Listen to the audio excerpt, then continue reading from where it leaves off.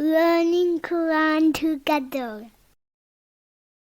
बिस्मिल्लाह अल्हम्दुलिल्लाह वस्सलातु वस्सलामु अला रसूलिल्लाह। सूरह अर-रूम आयत 24। वमिन आयातिही, और उसकी निशानियों में से है, युरीकुमुल बरका, कि वो दिखाता है तुम्हें बिजली, खौफम व तमाअन, खौफ और उम्मीद के साथ, व युनज़्ज़िलु मिनस समाई माअन, और वो आसमान से पानी उतारता है, फ़युहयी बिहिल अर्द बअद मौतिहा, फिर उसके साथ ज़मीन को उसके मुर्दा हो जाने के बाद ज़िंदा करता है। इन्ना फ़ी ज़ालिका लआयातिन लिक़ौमिन यअक़िलून, बिलाशुबा इसमें उन लोगों के लिए निशानियां हैं जो समझते हैं। अल्लाह ताला की अजीम कुदरत और उसकी रहमत की एक निशानी बारिश भी है। बारिश से पहले वो बिजलियां दिखाता है जिससे तुम्हें नुकसान का खौफ होता है। कभी तुम्हें बारिश से उम्मीद होती है कि खुश्क साली दूर हो जाएगी और हर तरफ पानी की रेल पेल हो जाएगी। वो आसमान से बारिश का पानी नाजिल करता है जो दरअसल आसमान का पानी नहीं, ज़मीन का पानी है। कैसे समंदरों का पानी भाप बनकर ऊपर पहुंचता है, फिर ठंडा होकर बादलों की शक्ल इख्तियार करता है। फिर अल्लाह ताला किस तरह आसमान से उन्हीं बादलों से बारिश बरसाते हैं। समंदरों के पानी से भाप बनने में सूरज की हरारत का जो दखल है और बारिश बरसाने में हवाओं का जो ताल्लुक है, इन सब के दरमियान नज़्म व ज़ब्त को अल्लाह ताला के सिवा किसने कायम किया। बारिश के पानी से किस तरह वो मुर्दा ज़मीन को सरसब्ज़ व शादाब करता है, उससे बागात, फल फूल, सब्जियाँ, क्या कुछ उगता है। अल्लाह ताला ने ज़मीन पर बारिश बरसाकर ज़मीन को ज़िंदा किया तो गोया उसने तमाम मखलूक को ज़िंदा किया। बारिश यानी वाटर साइकिल में अल्लाह ताला के एहसानात, उसकी कमाल दर्जे की महारत और उसके लामहदूद इल्म और अजीम हिकमत की दलील है, और ये कि अल्लाह ताला इसी तरह से मुर्दों को ज़िंदा करेगा। अल्लाह ताला की निशानियों को वो लोग समझते हैं जो कुछ सुनते और समझते हैं और अक्ल के ज़रिए उसे याद रखते हैं और उस पर गौर व फिक्र करते हैं और हक़ को पहचान लेते हैं, इसलिए वही निशानियों से रब तक पहुँचते हैं। वमिन आयाती ही, और उसकी निशानियों में से है, अन तक़ूम अस्समाउ वल अर्दु बि अम्रिही, के आसमान और ज़मीन उसके हुक्म से कायम है। सुम्मा इज़ा दआकुम, फिर जब वो पुकारेगा तुम्हें, दअवतम मिनल अर्दी, एक ही बार पुकारना ज़मीन से, इज़ा अंतुम तख़रुजून, तब तुम अचानक निकल आओगे। अल्लाह ताला की कुदरत और रहमत की निशानियों में से है कि आसमान और ज़मीन उसके हुक्म से कायम है। उसने आसमान को ज़मीन पर गिरने से रोक रखा है। ज़मीन और आसमान का कायम होना ये साबित करता है कि कोई कायम करने वाला है, और ये क़याम अल्लाह ताला की मौजूदगी की निशानी है। अल्लाह ताला इस पर कुदरत रखता है कि जब वो मखलूक को पुकारे तो वो ज़मीन से निकल कर खड़ी हो जाए। फरमाया, यौमा इज़िन यत्तबिऊन अद्दाइया ला इवजा लहू व खशअतिल अस्वातु लिर्रहमानी फला तस्माउ इल्ला हमसा। उस दिन सब लोग बुलाने वाले के पीछे चल पड़ेंगे, किसी में कोई कज्जी न होगी और आवाज़ें रहमान के लिए दब जाएंगी, चुनाचे आप सरसराहट के सिवा कुछ न सुनेंगे। सूरह ताहा 108। हज़रत अब्दुल्ला बिन उमर बयान करते हैं कि नबी सल्लल्लाहु अलैहि वसल्लम ने फरमाया, फिर सूर फूंका जाएगा और जो जो उसकी आवाज़ सुनेगा वो अपनी गर्दन एक तरफ झुका देगा और दूसरी तरफ से ऊंची करेगा, यानी गिर पड़ेगा। सबसे पहले सूर की आवाज़ वो शख्स सुनेगा जो अपने ऊँटों का होज़ दुरुस्त कर रहा होगा, वो बेहोश हो जाएगा और फिर दूसरे लोग भी बेहोश हो जाएंगे। उसके बाद अल्लाह ताला बारिश नाजिल फरमाएगा जो शबनम का काम देगी और इससे लोगों के बदन तैयार हो जाएंगे। फिर दूसरी बार सूर में फूंका जाएगा तो लोग फ़ौरन उठकर देखने लगेंगे। सही मुस्लिम 7381। वलहु मन फिस समावाति वल अर्द, और उसी के लिए है जो कुछ आसमानों और ज़मीन में है। कुल्लुन लहु कानितून, सब उसी के लिए फर्माबरदार हैं। यानी फ़रिश्ते, जिन, इंसान और आसमान और ज़मीन की सारी मखलूक अल्लाह ताला की मलकियत है। सब उसके मुती और फर्माबरदार हैं। खुशी या नाखुशी से सब उसी के ग़ुलाम हैं। वहुवल्लज़ी, और वही है, यब्दउल खल्क़ा, जो तख्लीक की इब्तदा करता है। सुम्मा युईदुहु, फिर वही उसका इयादा करेगा। वहुवा अहवनु अलैहि, और उस पर ये आसान तरीन है। वलहुल मसलुल आला, और उसी के लिए है मिसाल आला। फिस समावाति वल अर्द, आसमानों और ज़मीन में। वहुवल अज़ीज़ुल हकीम, और वही सब पर गालिब कमाल हिकमत वाला है।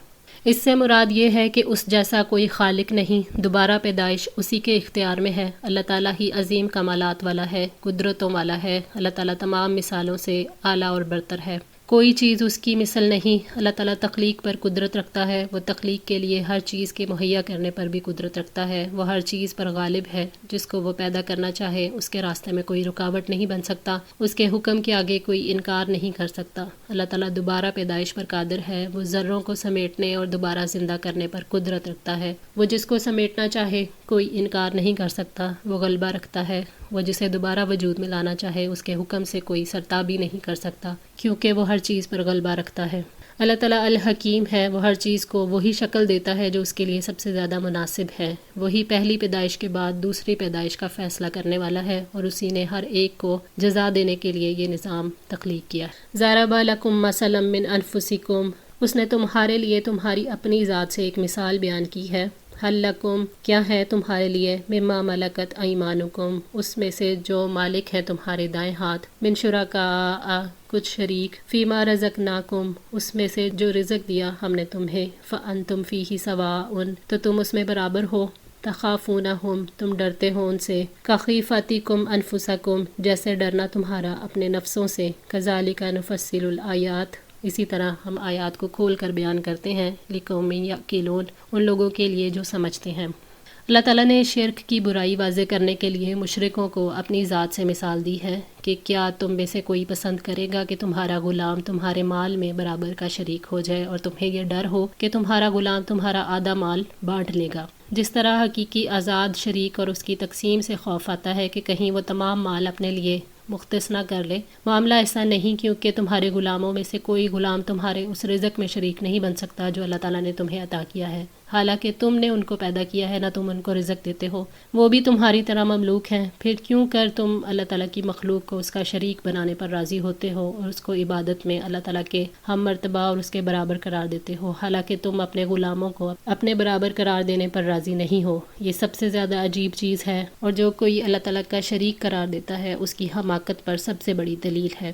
یعنی غلاموں کی شراکت تم اپنے لیے پسند نہیں کرتے ہو تو اللہ تعالیٰ کے لیے کیوں کرتے ہو؟ جس طرح غلام آقا کی پیروی نہیں کر سکتا، ٹھیک اسی طرح کوئی اللہ تعالیٰ کا بندہ اللہ تعالیٰ کا ہمسر نہیں ہو سکتا۔ کتنا بڑا ظلم ہے جس سے خود چڑھو اور نفرت کرو اسی کو اللہ کے لیے ثابت کرو۔ جیسے خود تو بیٹیوں سے چڑھتے اور گھبراتے ہو، مگر فرشتوں کو جو اللہ تعالیٰ کے مقدس بندے ہیں انہیں اللہ کی بیٹیاں بناتے ہو۔ اللہ تعالیٰ اسی طرح سے مثالوں کو ان لوگوں کے لیے کھول کر بیان کرتے ہیں جو عقل سے کام لیتے ہیں، جو حقائق میں غور کر کے سمجھ جاتے ہیں۔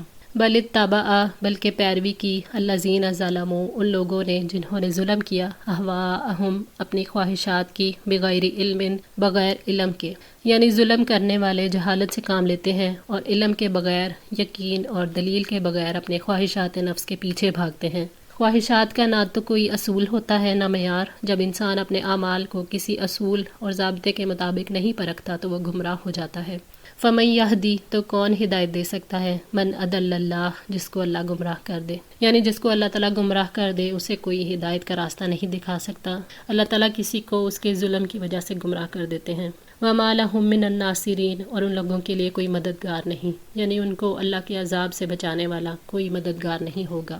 اس سے یہ سمجھایا گیا ہے کہ جو شخص خواہش کے پیچھے بھاگتا ہے وہ خدا کے پیچھے نہیں رہتا۔ جو لوگ رب کی بات مانتے ہیں ان کے لیے تو اللہ تعالیٰ مددگار ہوتا ہے، جو خواہش کی مانتے ہیں تو خواہش میں یہ قوت نہیں ہے۔ جب خواہش مدد نہیں کر سکتی تو خدا پرستی کو چھوڑ کر خواہش پرستی کا راستہ کیوں اختیار کریں؟ فَأَقِمْ، پس قائم کیجئے، وجہ کا، اپنے چہرے کو، للدین حنیفہ، دین کے لیے یکسو ہو کر، فطرت اللہ، اللہ تعالیٰ کی فطرت ہے، التی فطر الناس علیہا، جس پر اس نے لوگوں کو پیدا کیا، لا تبدیل لخلق اللہ، اللہ تعالیٰ کی تخلیق میں کوئی تبدیلی نہیں، ذالک الدین القیم، یہی سیدھا دین ہے، ولکن اکثر الناس لا یعقلون، لیکن اکثر لوگ جانتے نہیں۔ اللہ تعالیٰ نے نبی صلی اللہ علیہ وسلم اور مومنوں کو مخاطب کر کے فرمایا کہ اپنے چہروں کو دین حق یعنی اسلام پر قائم رکھو، یعنی توحید اور عمل صالح پر، اور کسی باطل دین کی طرف التفات نہ کرو، دین حق کی طرف اپنے چہروں کو جمائے رکھو۔ اللہ تعالیٰ نے انسان کو اسی فطرت پر یعنی ایمان اور توحید پر پیدا کیا ہے۔ لا تبدیل لخلق اللہ، اللہ تعالیٰ کی تخلیق کو کوئی تبدیل نہیں کر سکتا، یعنی اللہ تعالیٰ کے دین کو کوئی نہیں بدل سکتا۔ یہی صراط مستقیم ہے جو اللہ تعالیٰ کے عزت والے گھر کی طرف پہنچاتا ہے۔ جو کوئی بھی اس دین پر یکسو ہو کر چلتا ہے وہ صراط مستقیم پر ہے۔ لیکن اکثر لوگ نہیں جانتے کہ انسان کی فطرت کیا ہے، انسان کو کس فطرت پر پیدا کیا گیا ہے، اور دین قیم پر قائم رہنا کیوں ضروری ہے۔ انہی وجوہات کی بنا پر وہ اسلام سے ناآشنا رہتے ہیں اور سچے دین کا علم حاصل نہیں کرتے۔ اللہ تعالیٰ نے فرمایا، قل اننی ہدانی ربی الی صراط مستقیم دینا قیما ملۃ ابراہیم حنیفا وما کان من المشرکین، آپ کہہ دیں میرے رب نے مجھے سیدھی راہ دکھلائی ہے کہ وہ ایک مضبوط دین ہے، ملت ابراہیم ہے، جو ایک ہی طرف کے تھے، مشرکوں میں سے نہ تھے۔ سورہ الانعام 161۔ آج کے لیے اتنا ہی. دعا ہے اللہ تعالیٰ ہماری اس کوشش کو قبول فرمائے، ہماری غلطیوں کوتاہیوں کو معاف فرما کر ہماری اصلاح فرمائے. جزاکم اللہ خیر. والسلام علیکم ورحمۃ اللہ وبرکاتہ.